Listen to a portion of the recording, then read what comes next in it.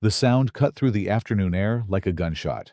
A sharp, sickening snap that made birds scatter from nearby trees and caused windows to flutter open along Maple Grove Drive. 10-year-old Max Rodriguez lay crumpled beside his overturned wheelchair. His left arm bent at an angle that made seasoned adults turn away. His Superman t-shirt was torn, streaked with blood from the concrete scrape across his shoulder. But it was the silence that followed. The terrible quiet after his screams had faded. That would haunt the neighborhood for months to come. 20 minutes earlier, Max had been doing what he did every Tuesday after school, rolling himself to the little bench near the community mailboxes, where he could watch the older kids play basketball at the far end of the complex. The afternoon sun painted everything golden, and the wheels of his chair made their familiar rhythmic pattern against the sidewalk. "Whee!"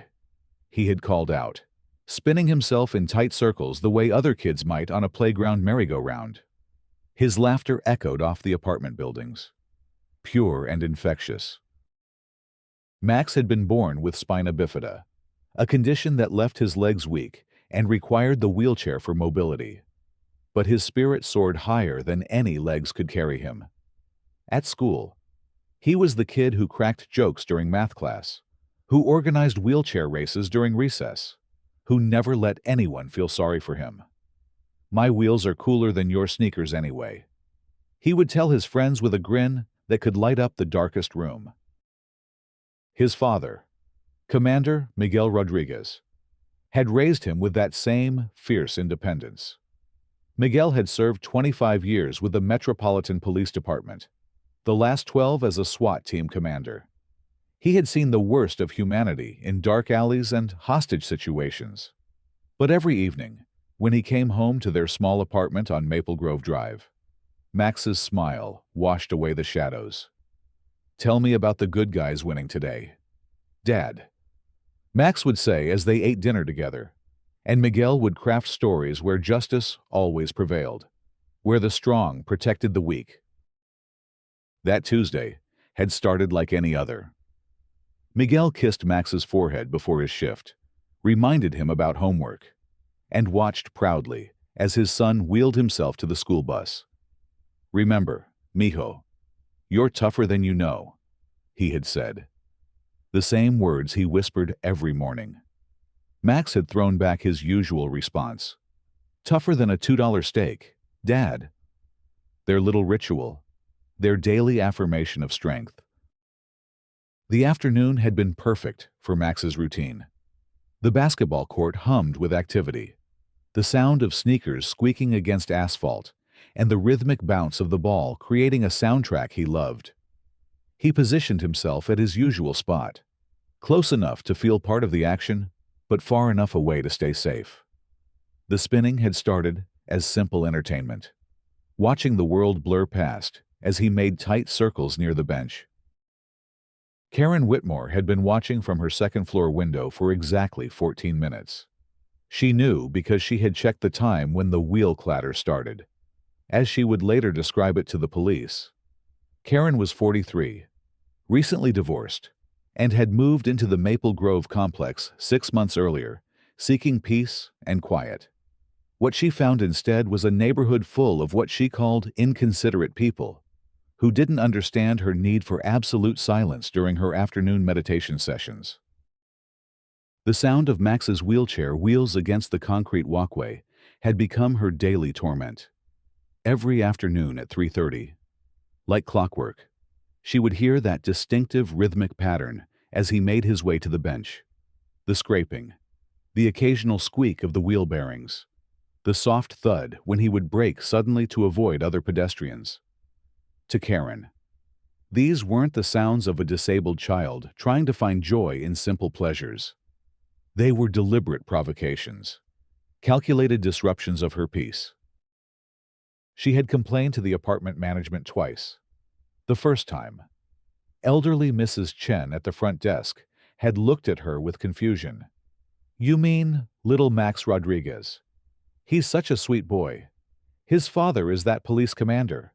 You know, very respectful family." Karen had left that meeting frustrated. convinced that the Rodriguez family was getting special treatment because of Miguel's position.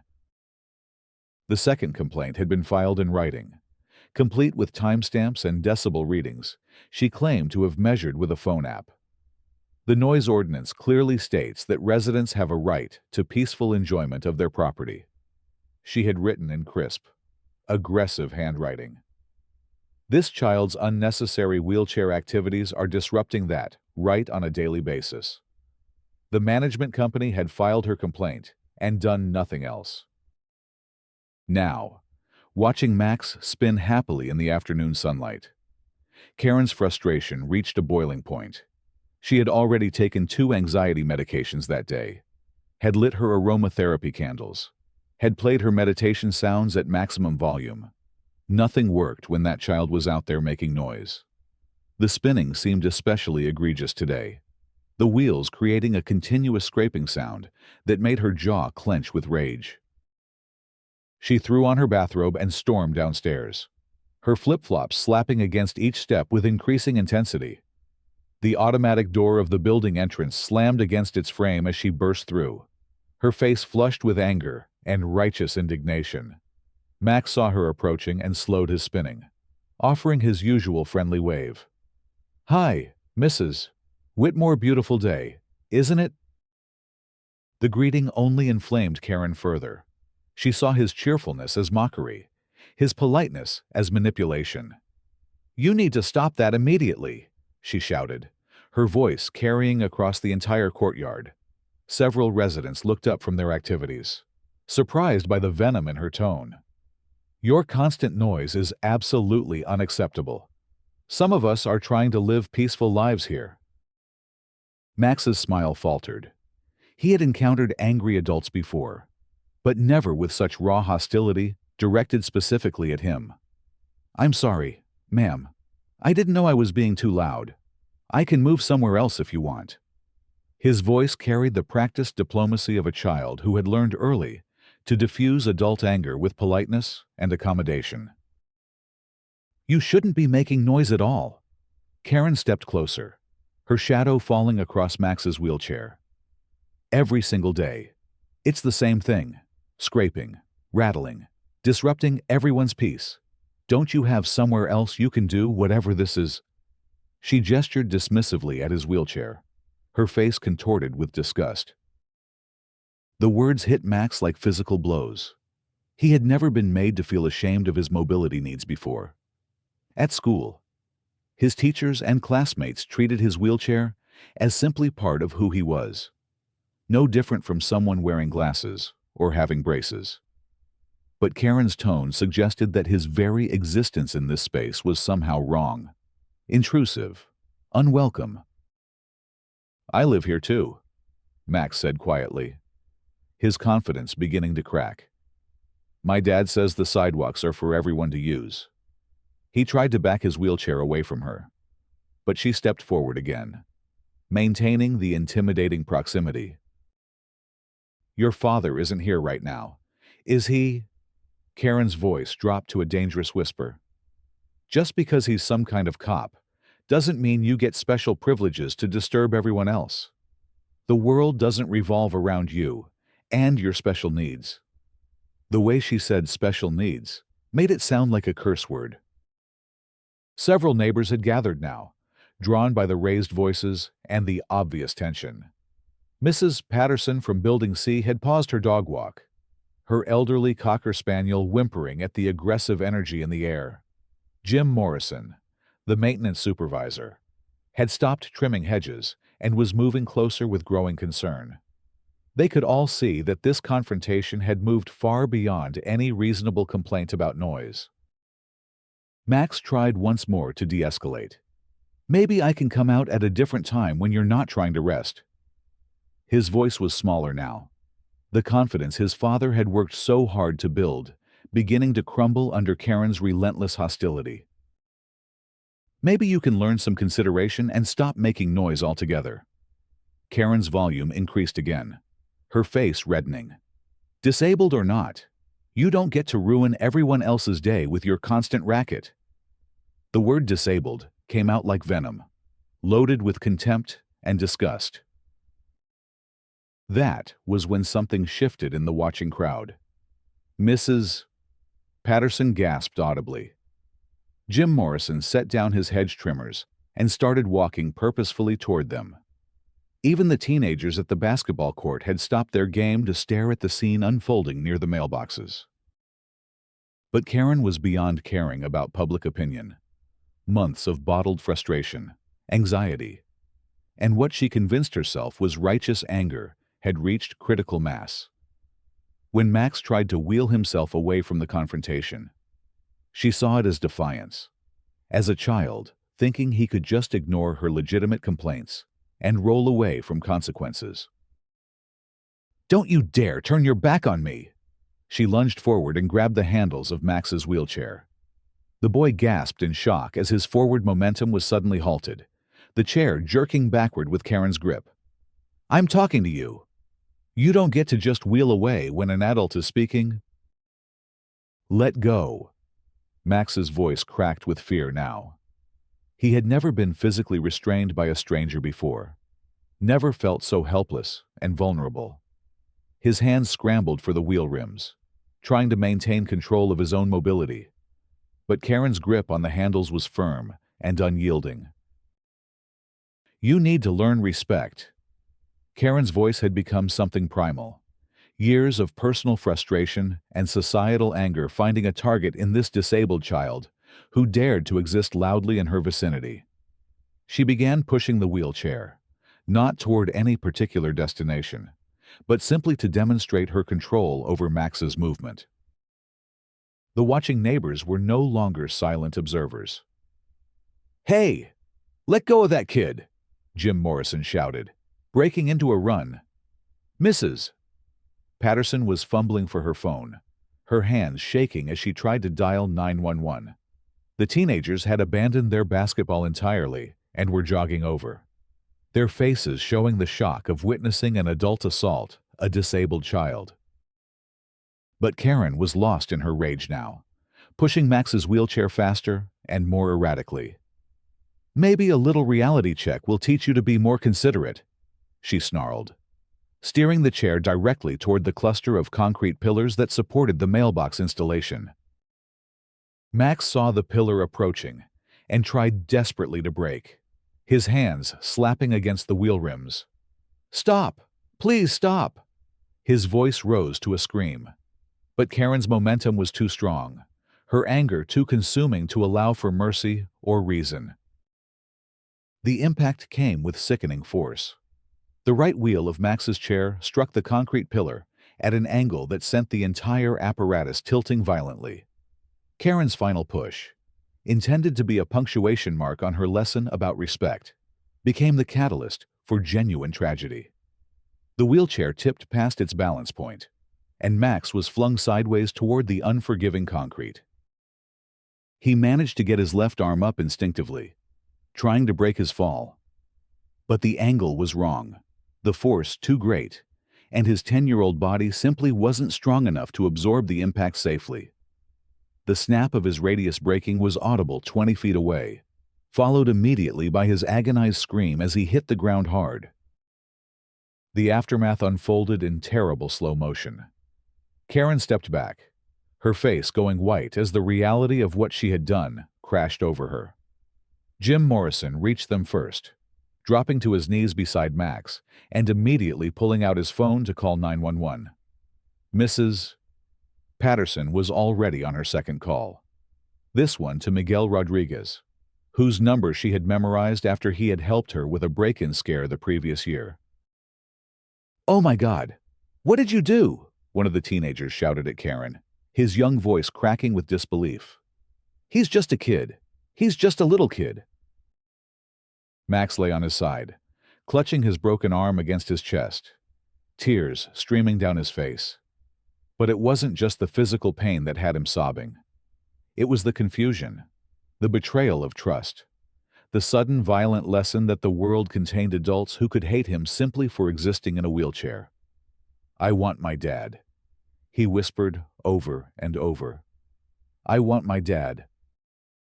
Karen stood frozen, watching the scene with growing horror. The rage that had consumed her moments before was evaporating, replaced by the cold realization that she had just assaulted a disabled child in front of multiple witnesses. Her mind raced through potential explanations, justifications, ways to minimize what had clearly been captured on at least 3 different cell phone cameras. "It was an accident," she said weakly to Jim Morrison, who was cradling Max's head while they waited for the ambulance. "I was just trying to move him away from the area. I didn't mean for him to fall." Jim looked up at her with undisguised contempt. "Lady, I saw the whole thing. You grabbed his chair, you pushed him into that pillar, and you did it on purpose. That's assault on a minor. And he's disabled." His voice was steady, but filled with barely controlled anger. "I hope you got a good lawyer." The sirens were approaching now, the wail of emergency vehicles cutting through the neighborhood quiet. Max's sobs had quieted to whimpers, shock beginning to set in as his body tried to process the trauma. Mrs. Patterson knelt beside him, stroking his hair gently while she maintained phone contact with Miguel, giving him updates on the situation and the approaching ambulance. Miguel Rodriguez was 12 minutes away when he got the call, finishing paperwork at the end of his shift. Mrs. Patterson's shaking voice had cut through his post-work fatigue like a blade. "Commander Rodriguez, there's been an incident with Max. A woman pushed his wheelchair into a concrete pillar. His arm is broken. The ambulance is coming." 25 years of police work had taught Miguel to compartmentalize, to think clearly under pressure, to separate emotion from action when lives depended on it. But hearing that his son had been deliberately harmed shattered every professional barrier he had ever built. The drive to Maple Grove Drive became a blur of radio calls, emergency lights, and a growing cold fury that settled in his chest like ice. He arrived at the same time as the ambulance, his unmarked patrol car sliding to a stop behind the emergency vehicle. The scene before him was one he would replay in nightmares for years to come. His son lying on the concrete, surrounded by worried neighbors, while a woman in a bathrobe stood off to the side with her arms crossed defensively. "Daddy." Max's voice broke through the chaos as Miguel dropped to his knees beside the stretcher where paramedics were stabilizing the broken arm. The relief in his son's voice was heartbreaking. The absolute trust that Daddy's presence meant safety and justice. "I'm here. Mijo. Daddy's here." Miguel's voice was steady, despite the storm raging inside him. He held Max's good hand while the paramedics worked, his trained eyes taking in every detail of the scene, cataloging evidence, identifying witnesses, building the case that would bring justice for his son. Karen approached them hesitantly, apparently having decided that contrition might be her best defense. "Officer, I want you to know this was completely unintentional. I was trying to help him move his wheelchair, and there was an accident." Her voice carried the careful modulation of someone who had been practicing her story. Miguel looked up at her slowly, his dark eyes holding the kind of controlled intensity that had made hardened criminals confess their crimes. "Ma'am, I'm going to need you to step back and wait for the investigating officers. Anything you say right now is being recorded by multiple witnesses." His voice was professionally calm, but the underlying threat was unmistakable. As the ambulance prepared to transport Max to Children's Hospital, Miguel made quick calls to his lieutenant and to the department's Internal Affairs Division. This case would be handled by outside investigators to avoid any appearance of impropriety, but he wanted every resource available to ensure justice was served. The responding officers were already taking witness statements and collecting cell phone video evidence. But Miguel had one more card to play, one advantage that Karen couldn't have anticipated. Maple Grove Apartments had installed a comprehensive security camera system the previous year, following a string of vehicle break-ins. Miguel knew this because he had consulted on the installation, recommending camera placement and digital storage solutions. "Jim," He called to the maintenance supervisor as they loaded Max into the ambulance. "I need you to secure the security footage from cameras 7 and 12. Timestamp between 3:15 and 4 p.m. Don't let anyone else access those files until the investigators arrive." Jim nodded grimly. "Already on it. Commander, I pulled the files as soon as it happened. That footage shows everything. Every word. Every action.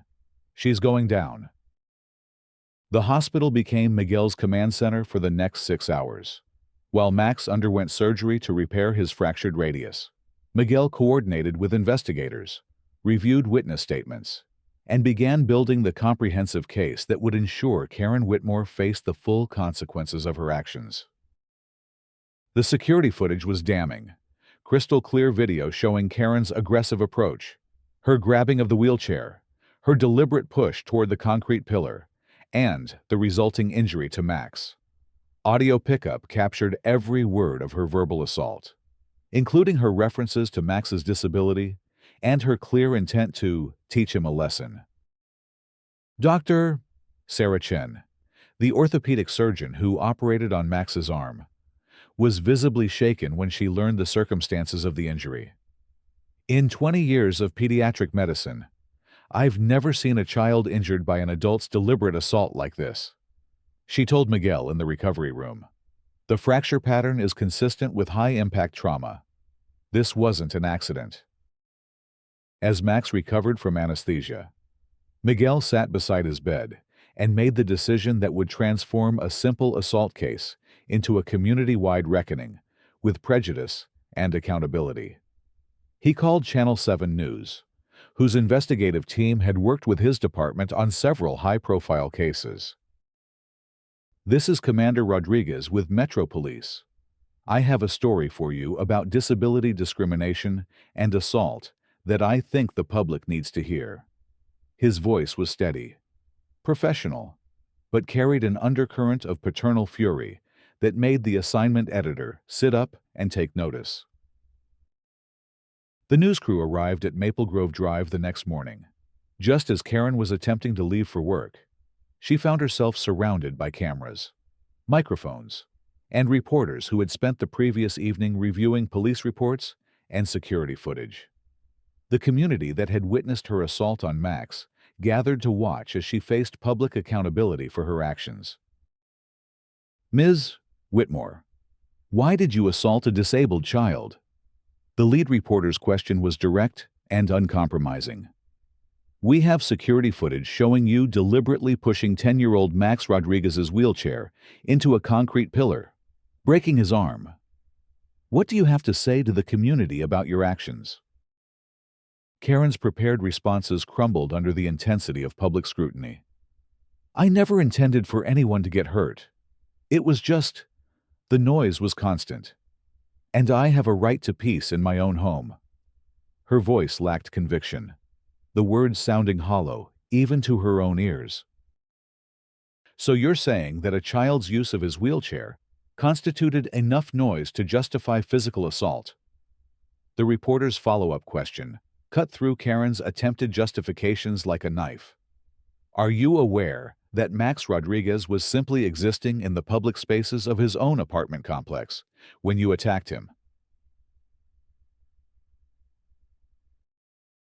The coverage went viral within hours. The security footage, Max's heartbreaking interview from his hospital bed, and the community's unified condemnation of Karen's actions created a perfect storm of public outrage. Social media exploded with support for the Rodriguez family and demands for justice. Miguel returned home that evening to find their apartment filled with flowers, cards, and gifts from supporters across the city. Max, his arm in a bright blue cast, was sitting up in bed reading get-well cards from his classmates. "Dad, look at this one," he said, holding up a hand-drawn picture of himself in his wheelchair with cape flowing behind him like a superhero. "Jenny says I'm the bravest kid she knows." But it was the legal aftermath that truly delivered justice. Karen Whitmore was arrested on charges of assault and battery on a child, disability-based hate crime enhancement, and reckless endangerment. The district attorney, facing overwhelming public pressure and ironclad evidence, announced that they would seek the maximum penalties allowed under law. The civil lawsuit followed quickly. Miguel hired the city's most respected personal injury attorney, who took the case pro bono after reviewing the security footage. The lawsuit named not only Karen, but also the apartment management company for failing to address her pattern of harassment and discrimination against disabled residents. During the deposition process, investigators uncovered Karen's history of complaints against disabled residents in her previous apartment complex. Her written complaint describing Max's wheelchair use as unnecessary activities became Exhibit A in demonstrating her pattern of disability-based discrimination. The criminal trial lasted 3 days. The security footage played on courtroom monitors, while witnesses described Karen's deliberate assault on a disabled child. Max testified via video link from home, his courage and dignity on full display as he calmly described the attack and its impact on his sense of safety and belonging in his own neighborhood. "I didn't understand why she was so angry at me," Max told the jury, his young voice carrying across the silent courtroom. "I was just being myself, using my wheelchair like I always do. I thought adults were supposed to protect kids, not hurt them." The jury deliberated for less than 2 hours. Karen Whitmore was convicted on all charges and sentenced to 18 months in prison, followed by 3 years of probation and mandatory anger management counseling. The judge's sentencing statement became a landmark moment in disability rights advocacy. The defendant's actions represent not just a physical assault on a child, but an attack on the fundamental right of disabled individuals to exist in public spaces without fear. Judge Martinez declared from the bench, "This sentence sends a clear message that disability-based violence will be met with the full force of the law." The civil settlement came 6 months later. Karen was ordered to pay $2.3 million in damages, covering Max's medical expenses, future therapy costs, and compensation for pain and suffering. The apartment management company paid an additional $800,000 and agreed to implement comprehensive disability awareness training for all staff and residents. But the most powerful transformation happened within the Maple Grove community itself. The trauma of witnessing Karen's assault on Max had galvanized neighbors who had previously been strangers into a tight-knit support network. Mrs. Patterson organized daily check-ins with Max during his recovery. Jim Morrison built a custom wheelchair ramp to make the community center fully accessible. The teenagers from the basketball court invited Max to be their team's official scorekeeper and strategist. 6 months after the attack, the community held its first annual Disability Awareness Day, with Max as the guest of honor. Wheelchairs, walkers, and service dogs filled the courtyard where he had once been assaulted, transformed now into a celebration of inclusion and acceptance. Miguel watched his son navigate the crowd in his wheelchair, stopping to chat with neighbors, laughing at jokes, accepting hugs and high fives with the easy confidence of a child who knew he was valued and protected. The broken arm had healed perfectly. But more importantly, Max's spirit had emerged from the trauma stronger and more resilient than before. "You know what, Dad," Max said that evening as they sat on their apartment balcony, watching the sunset paint the sky in brilliant oranges and purples. "I'm glad it happened." Miguel looked at his son in surprise. "Mijo, why would you say that?" "Because now everyone knows that kids like me belong here too. And maybe next time someone wants to hurt a disabled kid, they'll remember what happened to that mean lady and think twice." Max's voice carried a wisdom far beyond his 10 years. "Besides, I got to see how many people really care about me. That's worth a broken arm. Don't you think?" Miguel pulled his son close, marveling at the resilience and grace that had carried them both through the darkest period of their lives. "You're right, Mijo," Sometimes the worst things that happen to us show us who we really are and who really loves us. As the stars began to appear in the darkening sky, father and son sat in comfortable silence, surrounded by a community that had been forever changed by one child's courage in the face of hatred. The sound of Max's wheelchair wheels on the balcony deck was no longer a source of complaint, but a reminder to everyone within earshot that strength comes in many forms, and justice, though sometimes delayed, always finds its way home. Karen Whitmore began serving her sentence the following month. Her apartment was seized to pay the civil judgment, and her name became synonymous with the consequences of disability-based violence. But her legacy was ultimately not one of hatred, but of transformation. As the community she had tried to divide became stronger, more inclusive, and more determined to protect its most vulnerable members. In the end, justice had indeed come home to Maple Grove Drive, not through vengeance or retribution, but through the simple recognition that every child deserves to spin their wheels in the afternoon sunlight, to laugh without fear, and to know that the adults around them will stand up and protect their right to exist, to belong, and to be exactly who they are meant to be.